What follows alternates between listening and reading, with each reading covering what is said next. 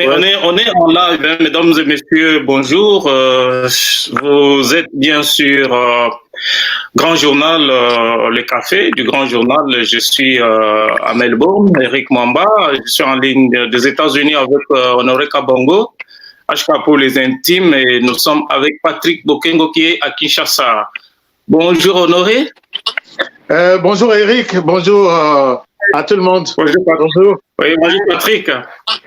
Bonjour Eric, bonjour Honoré, bonjour à tout le monde.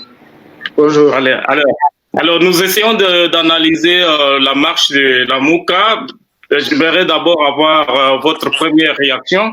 Moïse Katumbi, qui est considéré comme le plus grand leader de la Mouka, à la demande d'une fondation qui s'appelle Fondation Katanguez. Alors, Moïse Katumbi, qui est considéré comme le plus grand leader de la Mouka, n'a pas mobilisé à la demande d'une fondation qui s'appelle Fondation Katanguez. Quelle est votre réaction? Ça, on commence avec Patrick à Kinshasa. Bien, merci pour m'avoir d'abord invité à ces débats. Aujourd'hui, c'était un grand jour pour le peuple congolais en général. Et c'était aussi un jour, une rentrée politique pour le leader de la Mouka. Et Jean-Pierre Bemba a fait carton plein. Moïse Katumbi à Lubumbashi empêché, soi-disant que hier, avant-hier ou hier soir, parce que nous on est à Kinshasa, qu'il a eu une visite de la fondation Katanguez et la marche a été reportée. Je n'ai pas compris. Moïse vient de rater une rentrée politique très très importante au grand jour et voilà, ils ont laissé la place à Jean-Pierre Bemba seul en absence de deux grands leaders de la Mouka qui sont à l'étranger et c'est vraiment dommage pour le Katanga. Martin Fayulu qui est aux États-Unis et Adolphe Muzito qui est en Europe, je crois. Oui, Martin Fayulu qui est à Washington et Adolphe Muzito qui est en France. Les deux sont bloqués. Mais connaissant un peu la Mouka, je ne suis pas de la Mouka, je suis proche du pouvoir du nouveau président, Félix Tshisekedi. Et je pensais que la marche de la Mouka aujourd'hui, s'il y a eu aussi des échos à Lubumbashi, ça allait faire bouger beaucoup de choses. On n'a pas compris ce qui s'est passé et cette communauté katangaise, elle vient toujours demander à Moïse de ne pas marcher, mais quand Moïse a des problèmes avec Joseph Kabila, on ne voit pas cette fameuse fondation katangaise. Et c'est bien dommage pour lui, mais moi je pensais que en tant que leader, comme il avait demandé au peuple congolais de marcher sur toute l'étendue de la République, et lui comme leader, il devait descendre dans la rue. Et c'est à la poste qui devait annoncer ce qu'il vient d'annoncer le soir, une conférence de presse de moins de 4 minutes. Je ne sais pas quelles sont les personnes qui l'entourent pour faire ce qu'il a fait aujourd'hui. Mais franchement, je peux dire, c'est moi, en voyant les choses, je pense que c'est vraiment une ratée politique pour Moïse Katumbi et tout le monde l'attendait et c'était et dans son fief, ça allait faire du bien pour la Mouka. Voilà. Donc, Patrick, on vous garde encore dans cette émission. Honoré, est-ce que tu penses, comme Patrick, que l'absence de Moïse Katumbi constitue un handicap pour la Mouka? C'était quand même une manifestation très attendue par la population congolaise. Moïse Katumbi qui avait mobilisé et les gens étaient prêts, mais en dernière minute, il fait volte-face. Quelle est ta réaction? Oui, effectivement, je dois je dois m'inscrire dans la même logique que Patrick, puisque c'était ce qu'a fait Moïse Katumbi. C'est vraiment une très bonne occasion ratée de Moïse Katumbi, puisque ils ont pris le temps de mobiliser la population. Ils ont pris le temps de conscientiser les gens pourquoi on doit marcher.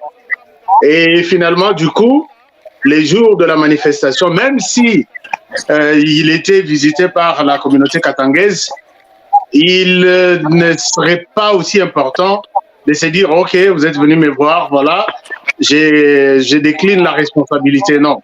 En tout cas, puisque la RDC est tellement grande, s'il faut changer d'avis, il ne fallait pas le faire à quelques heures de la manifestation. Je pense que, comme a essayé de frôler Patrick, il y a parfois cette communauté qui, moi, je me dis, est-ce que c'est une communauté utilisée pour affaiblir les efforts déjà mis en place par la Mouka? Est-ce que, puisque quand il y a des problèmes de grande envergure, on ne voit pas cette communauté se mettre debout pour dire non, voilà, il y a ceci, il y a cela. On a vu Katumbi affaibli ici par le pouvoir de Kabila il y a 2 ans, et la communauté n'a pas beaucoup agi pour donner l'impression qu'elle donne aujourd'hui que Katumbi devrait rester chez lui et ne pas organiser cette manifestation. Donc, la manifestation n'était pas pour les Katanga, la manifestation était pour la République.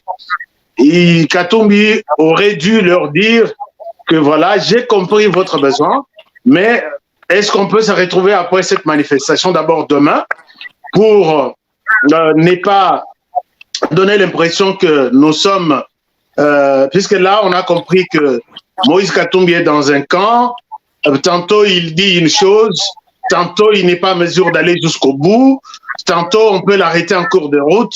Et voilà que Jean-Pierre Bemba restait seul sur le terrain. Moi, je pense que c'est une occasion vraiment bien ratée. Excusez-moi de vous interrompre, HK, parce qu'on doit interagir, on doit débattre dans cette émission. Et même sur place à Lubumbashi, les personnes avec lesquelles nous avons parlé ont dit que tout le monde, même dans le Katanga, ne se reconnaît pas dans cette fondation. Donc, Moïse Katumbi, c'est un leader d'envergure nationale. Et déjà, au niveau du Katanga, cette fondation ne fait pas l'unanimité. Exact. La fondation ne fait pas l'unanimité. On a écouté d'autres personnes qui disent qui les a placés là-bas. Est-ce qu'ils ont été votés par qui?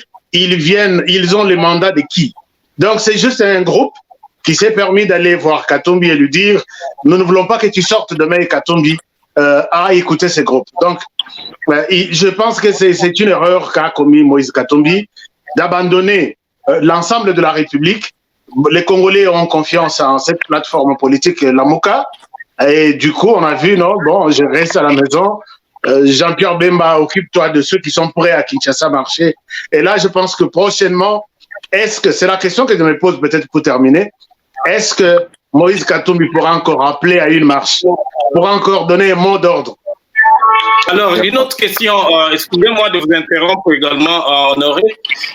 Patrick, la majorité des Congolais pensent que c'est une occasion pour que l'UDPS ou soit les Cash travaillent avec la Mouka, puisqu'il s'agit d'un intérêt commun. On ne doit pas désigner le membre de la CENI ou le président de la CENI de manière cavalière, tel qu'on le voit. Et puis, il faut aussi barrer définitivement la route aux propositions de loi de Minakou qui ne sont pas encore officiellement et totalement retirées. Beaucoup de gens pensent qu'il faut que tous les Congolais travaillent ensemble pour parachever l'œuvre que le président Félix Tshisekedi a commencé de déboulonner l'ancien système. Mais là, on voit F. Bazaïba qui dit que l'UDPS n'a pas le droit de marcher.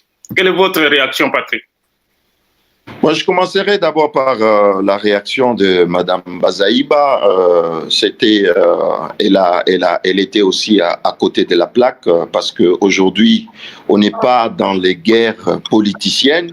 Ici, il s'agit d'une nation qui est en danger. Un groupe d'individus veut prendre la CENI en otage. Donc, on a tout le monde a essayé de mettre les petites guerres que nous avons ensemble entre Cash, et qu'il s'agit des Cash ou la Mouka, et tout ça à côté, pour sauver d'abord la nation. Donc, ce discours de Madame Eve n'avait pas sa place aujourd'hui. C'est vraiment... J'ai vu un Jean-Pierre Bemba qui était serein, un Jean-Pierre Bemba je l'ai retrouvé, c'est Jean-Pierre Bemba, et il a dit, il avait des mots justes après la marche. Donc, pour dire qu'aujourd'hui, vous allez voir même Fayoulou aujourd'hui, il est dans la dynamique de se dire, réunissons-nous, mettons ce que nous avons à côté. Si nous avons une CENI, bien des élections bonnes dans ces pays, ça va arranger beaucoup de choses. Donc aujourd'hui, on doit se réunir parce que le FCC est aux abois et ils savent que, tous ces gens savent que si la Mouka, Cash se mettent ensemble, c'est fini. Ils n'auront plus quoi faire et nous allons le pousser à changer la personne de leur Malonda qu'ils veulent nous imposer là-bas, chercher une autre personne, mettre là-bas qui va mettre tout le monde d'accord. Parce qu'aujourd'hui, ce n'est même pas le problème des FCC. Vous avez compris le communiqué des FCC de ce soir. Ils ont abandonné leur marche de demain qu'ils devaient faire parce qu'ils sont incapables de réunir même 1000 personnes. Comment ça fait-il que 300 personnes qui sont au Parlement, soi-disant majoritaires, mais ils sont incapables de réunir même 500 personnes dans la rue. Donc c'est une honte aujourd'hui, mais je pense que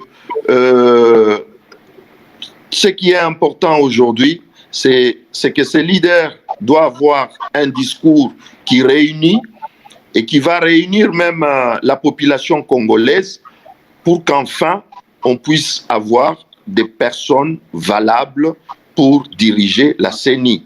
C'est ce qui est important. Donc, je le répète encore, le discours de Mme Bazaïba n'avait pas sa place aujourd'hui. Alors, on venait d'être rejoint par Denis Kayeng, qui est fondateur des médias en Australie, E-News 24, qui est aussi représenté à Kinshasa et en Europe. Denis, est-ce que tu es en ligne? Denis? Alors, Denis a un petit problème. Je vais aux États-Unis avec Honoré. Honoré, le président Félix Tshisekedi tient un discours rassembleur depuis la campagne présidentielle du décembre 2018 jusqu'à aujourd'hui. Mais à ton avis, pourquoi on ne pourrait pas mettre en place un cadre de concertation entre la Mouka et Cash, par exemple? On aurait évité le couac du genre discours à l'emporte-pièce que Mme Bazaïba vient de tenir, par exemple. Honoré? Oui. J'aimerais d'abord prendre l'avis de Denis avant que je ne revienne à toi, Honoré. Donc, Denis, nous sommes avec Patrick à Kinshasa, Honoré aux États-Unis. Mme Bazaïba, je venais de te présenter aux amis. Denis Kayeng, fondateur de E-News 24, un média basé en Australie qui a aussi ses bureaux à Kinshasa et en Europe. Alors, Denis, Mme Bazaïba a tenu des propos qui sont un peu divisionnistes. Mais la question que j'aimerais te poser, Denis, c'est le président Félix Tshisekedi tient un discours rassembleur depuis la campagne présidentielle de décembre 2018 jusqu'à aujourd'hui. Pourquoi on ne mettrait pas un cadre de concertation entre la Mouka et Cash pour éviter ce genre de quoi, par exemple? Qu'est-ce que tu en penses? Je crois que... Merci beaucoup. Merci les amis, je vous salue là où vous êtes. Merci. Je crois que... il y a eu beaucoup de blessures après les élections, ça c'est sûr. Et puis, il y a trop de désordre dans la Mouka aussi entre-temps, parce qu'il faut se demander aujourd'hui qui est le leader de la Mouka, effectivement. Parce que la Mouka est en mal de se positionner. Et parce qu'ils n'ont pas un leader sûr, je pense qu'il manque un peu cela dans leur façon de faire les choses. Ils partent d'une façon éparse. Alors, ils n'ont pas un interlocuteur qui pourrait être en face du président Félix. Parce que si vous suivez, on a suivi Fayoulou, il a dit, j'ai mis ça derrière moi. J'ai mis tout derrière moi. J'ai pardonné ce qui se passait. Mais il n'est plus le leader de la Mouka. Ça, il faut qu'on se le dise. Parce que tout le monde maintenant s'est positionné. Alors, personne ne suivra Fayoulou. Moi, je crois que la Mouka finira, c'est mal de le dire, mais la Mouka finira par se disloquer et puis chacun gardera son parti politique. Donc ils sont à mal de leadership. C'est tout simplement ça. Félix, lui, maîtrise Cash. Il maîtrise Cash très bien, il est au pouvoir, et il a tiré les conséquences des élections. C'est pourquoi lui-même, je pense qu'il est favorable, il est du côté du peuple pour que Ronsard Maloda ne puisse pas être à la CENI. Donc lui-même a tiré les conséquences et il s'est dit, si les autres peuvent venir comme il a fait l'appel. D'ailleurs, ce que vous dites, c'est le souhait de tout le monde. Tout le monde voudrait qu'on converge les forces et tout le monde ensemble, enfin, de lutter contre cette machine FCC qui toujours a des stratégies.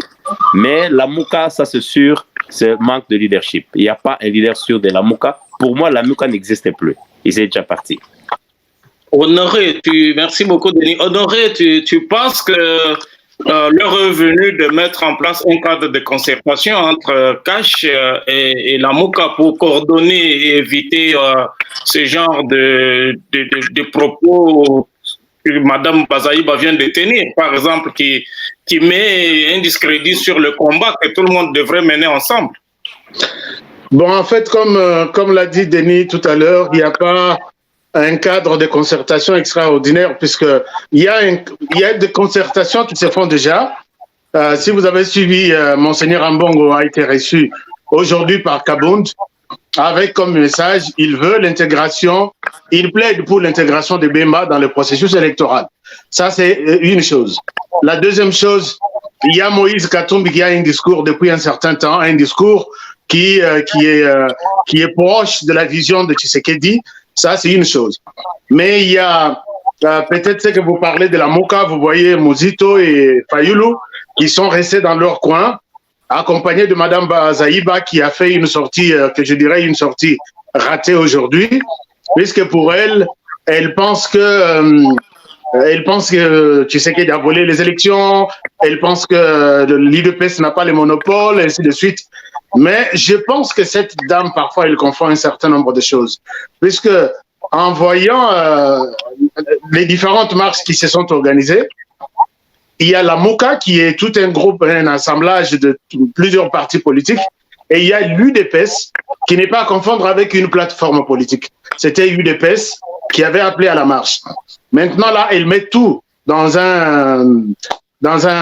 une casserole pour un peu analyser de sa manière. Mais une chose est vraie, la Mouka est en cours de leadership, comme l'a dit Denis, puisqu'aujourd'hui, tu sais, la Mouka n'est pas en mesure d'appeler à une ville morte. La Mouka n'est pas en mesure d'appeler à un soulèvement. On a vu seulement Bemba aller chercher un groupe de gens à Tchangou, alors que Kinshasa a 24 communes.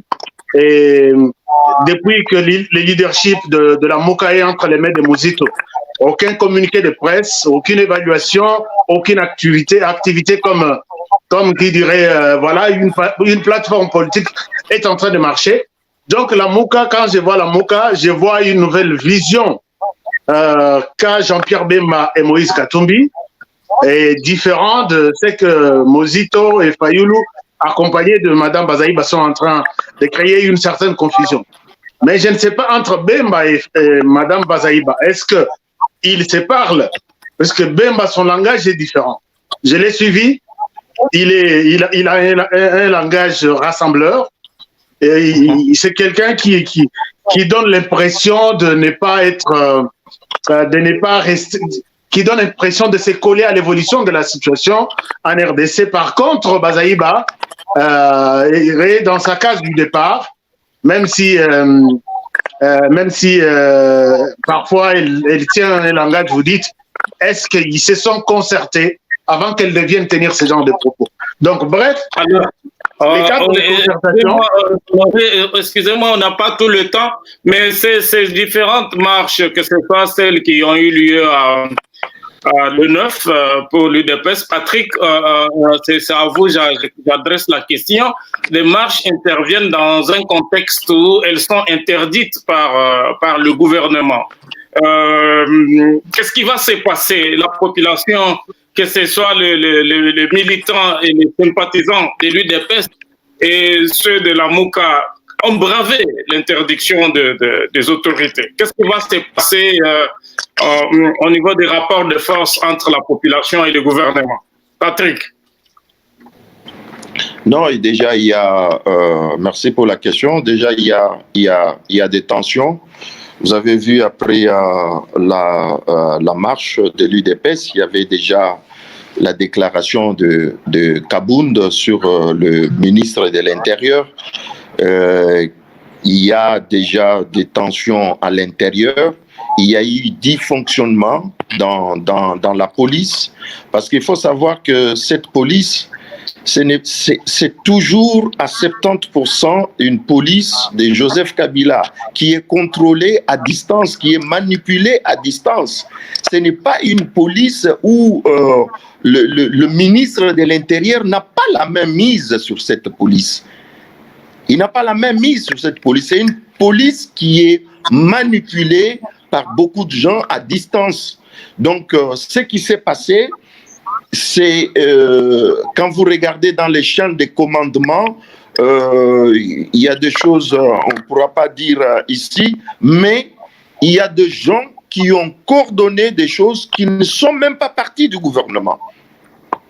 Donc, il y a eu beaucoup de choses qui se sont passées. J'ai vu, il y a 2-3 groupes de la société civile qui ont déposé plainte contre le responsable de la police, et ils vont être sanctionnés. Et je pense que le président de la République doit frapper fort sur ce point-là. Il est inacceptable que ça soit parce que le mot d'ordre de FCC, que ce soit à Lubumbashi, à Kinshasa ou à Kolwezi, là où ils ont leur gouverneur, ils ont dit à leur gouverneur de ne pas accepter les marches, que ce soit ici à Kinshasa, chez Ngobila. Donc, ils ont refusé. C'est un mot d'ordre qui est venu, ce n'est pas venu du ministre de l'Intérieur, c'est un mot d'ordre qui est venu du FCC.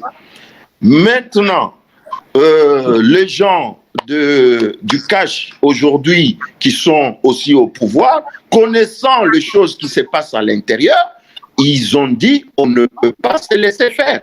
Et ils sont partis marcher. Mais maintenant, qu'est-ce qui se passe aujourd'hui? C'est vrai, je voulais survoler un peu ce que mon ami de Washington a dit, j'ai oublié le nom, en disant aujourd'hui, c'est vrai, Honoré, en disant oui. Aujourd'hui, ce n'est pas important que la MOUCA, qu'ils aient des problèmes à l'intérieur de la MOUCA, qui est leader, qui n'est pas leader. C'est pas ça le problème aujourd'hui. Même dans le cash, il y a des problèmes. Même dans la FCC, que les gens pensent qu'ils sont organisés, bon, il y a des problèmes très sérieux. Et ça peut éclater à tout moment. Et déjà, il faut voir seulement la longue liste de candidatures des ministres de la Justice. Tout le monde veut les remplacer. Donc, ce sont des chômeurs qui sont en train de créer des problèmes pour chercher du boulot. Ça, c'est un. Mais maintenant, il faut maintenant que le président de la République prenne des décisions, parce que tout ce qui s'est fait, la dernière personne à prendre la décision, à tirer les conséquences, c'est Félix qui s'est dit. C'est Félix qui va se dire, bon voilà, vu ce que j'ai entendu et voir à gauche, à droite, quelle est la décision et la bonne décision à prendre avant qu'on commence à compter les morts. Nous qui sommes ici à Kinshasa, au pays, nous savons ce qui se passe à la cité, c'est de dissoudre ce parlement. Il n'y a pas d'autre alternative, il ne faut pas se mentir. Donc ça veut dire que On est déjà mal marié. S'il faut arrêter, dissoudre le Parlement pour convoquer les élections dans une année ou dans 2 ans, dans le temps qui va venir, réunir tout le monde à la table, parler un seul langage pour sauver les vies humaines, c'est inacceptable. Moi, j'ai été écœuré, estomaqué. J'ai parlé avec quelques responsables du cash. Ce n'est pas possible que Félix soit au pouvoir, qu'on ait combattu pendant des années et qu'on commence encore à tuer des innocents. C'est inacceptable. Il y a quelqu'un qui doit répondre. La ligne de Kinshasa se dégrade de plus en plus. Patrick, reste avec nous, Honoré et Denis. Excusez-moi, il nous reste 4 minutes. Je donne beaucoup de temps à Patrick puisqu'il est à Kinshasa. Mais Denis, je voulais savoir ce que tu penses maintenant que le ministre de la Justice a démissionné. Tu as 1 minute, Denis. Le ministre de la Justice a démissionné. Le ministère de la Justice est entre les mains des Cash. Le vice-ministre qui fait l'intérim est des Cash. Le ministère de l'Intérieur est aussi entre les mains des Cash. Ce sont des gens qui coordonnent la sécurité du pays, et même s'il faut faire des poursuites judiciaires. Tu penses que le Cash, le président de la République, a plus de manœuvres? Maintenant, Denis, tu as 1 minute. Qu'est-ce que tu penses de ça? Ouais, je crois qu'il en a, comme l'a dit Patrick. C'est à lui que revient le plein pouvoir. Mais entre-temps, il faut savoir que Cash danse toujours, il marche autour des œufs. Parce qu'il ne faudrait pas, quand vous installez l'état de droit, et qu'en même temps, les autres sont en train de guetter, ils sont en train de voir quelles sont les erreurs que vous allez commettre dans vos décisions. Tout sera en rapport avec la loi, notre constitution, comment est-ce que le chef de l'État va y entrer. De toute façon, nous beaucoup de gens pensent que le président de la République est trop lent dans ses décisions. Patrick a dit qu'il faut que le chef de l'État puisse prendre des décisions draconiennes. Tu penses que le chef de l'État est trop lent ou c'est une marionnette de Joseph Kabila? Je suis totalement d'accord avec Denis, et Patrick a aussi essayé de confirmer ça. Je pense que quand aujourd'hui nous attribuons beaucoup de morts à Kabila pendant ses 18 ans, Kabila n'était pas sur terrain pour tuer les manifestants. On a enregistré beaucoup de manifestants en 2015, 2010, 2012, 2014, 2019, 2018 même. Et aujourd'hui, du côté bilan de Tshisekedi, nous tendons vers une dizaine de morts que nous attribuons à lui. C'est lui le commandant suprême. Et comme tu l'as dit tout à l'heure, c'est lui qui a le ministère de l'Intérieur, et aujourd'hui, il a le ministère de la Justice. Mais je suis peut-être convaincu qu'il y aura une sanction, il y aura des sanctions qui vont tomber, puisque Tshisekedi a lâché au cours du Conseil de ministres, il a dit, vous provoquez une situation et vous demandez aux gens de se taire. Donc c'est pour vous dire que les gens ont raison de marcher, mais la police n'avait aucune raison de tirer sur ces gens, puisque tout revient à Tshisekedi. Il va compter une dizaine de morts, puisqu'on a enregistré des morts il y a quelques jours à Lubumbashi, toujours tirés par balle, hein. Je ne parle pas des accidents qui peuvent arriver, mais des morts par balle, ça nous attribuons à Tshisekedi. Il doit aussi, quand il va finir son mandat, nous lui dirons, voilà, sur 5 ans de ton règne, voilà, il y a eu... Il nous reste 1 minute. Excusez-moi de vous interrompre brusquement, Honoré.